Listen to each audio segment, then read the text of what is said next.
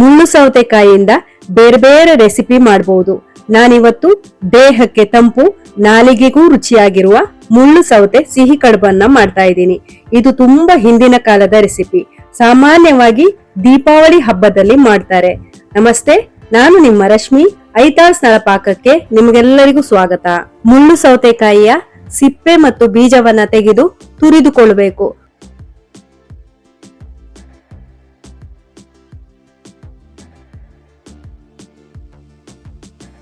ತುರಿದ ನಂತರ ಸೌತೆಕಾಯಿಯಿಂದ ಬಂದಂತಹ ನೀರನ್ನೆಲ್ಲ ಪೂರ್ತಿಯಾಗಿ ಬಸಿದುಕೊಳ್ಳಿ.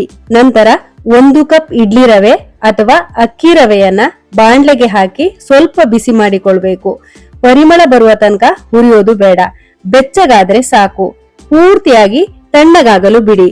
ಒಂದು ಪಾತ್ರೆಗೆ 2 ಕಪ್ ಸೌತೆಕಾಯಿ ತುರಿ, 3/4 ಕಪ್ ತೆಂಗಿನ ತುರಿ, ಅರ್ಧ ಕಪ್ ಬೆಲ್ಲ, ಅರ್ಧ ಟೀ ಸ್ಪೂನ್ ಉಪ್ಪು ಇವೆಲ್ಲವನ್ನ ಚೆನ್ನಾಗಿ ಮಿಕ್ಸ್ ಮಾಡಿ. ಸೌತೆಕಾಯಿಗೆ ಬೆಲ್ಲ ಮತ್ತು ಉಪ್ಪನ್ನ ಹಾಕಿದಾಗ ಅದು ನೀರು ಬಿಟ್ಟುಕೊಳ್ಳುತ್ತೆ. ಹಾಗಾಗಿ ಎಕ್ಸ್ಟ್ರಾ ನೀರನ್ನ ಸೇರಿಸುವ ಅವಶ್ಯಕತೆ ಇಲ್ಲ. ಇವೆಲ್ಲವನ್ನ ಕೈಯಲ್ಲಿ ಕಲಸಿಕೊಳ್ಳಿ. ಬೆಲ್ಲದ ಉಂಡೆ ಉಂಡೆ ಇರಬಾರದು.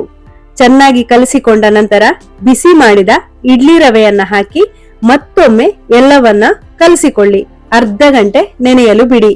ನಾನಿಲ್ಲಿ ಇಡ್ಲಿ ರವೆಯನ್ನ ತೊಳೆಯದೆ ಹಾಗೆ ಹಾಕಿದ್ದೀನಿ. ನೀವು ಬೇಕಿದ್ರೆ ಹುರಿದ ಇಡ್ಲಿ ರವೆಯನ್ನ ತೊಳೆದು ಹಿಂಡಿ ಹಾಕಬಹುದು. ಅರ್ಧ ಗಂಟೆಯ ನಂತರ ಮತ್ತೊಮ್ಮೆ ಕಲಸಿಕೊಳ್ಳಿ.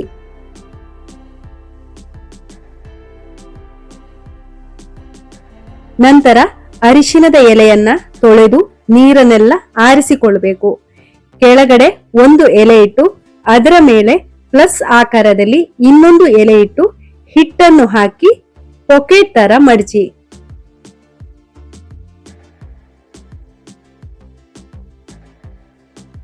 ತಯಾರಿಸಿದ ಕಡುಬುಗಳನ್ನು ಫೋಲ್ಡಿಂಗ್ ಕೆಳಗಡೆ ಬರುವ ಹಾಗೆ ಇಡ್ಲಿ ಬೇಯಿಸುವ ಪಾತ್ರೆಯಲ್ಲಿ ಇಟ್ಟು 20 ನಿಮಿಷ ಆವಿಯಲ್ಲಿ ಬೇಯಿಸಿ.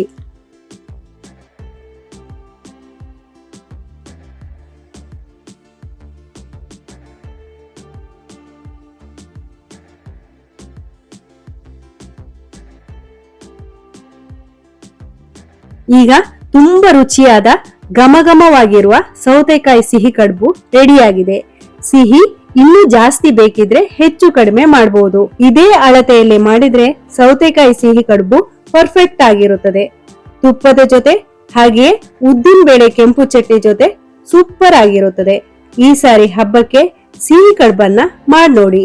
ಈ ವಿಡಿಯೋ ನಿಮ್ಗೆ ಇಷ್ಟ ಆಗಿದ್ರೆ ಲೈಕ್ ಮಾಡಿ, ಶೇರ್ ಮಾಡಿ, ಹಾಗೆ ನಮ್ಮ ಚಾನೆಲ್ಗೆ ಸಬ್ಸ್ಕ್ರೈಬ್ ಮಾಡೋದನ್ನ ಮರಿಬೇಡಿ.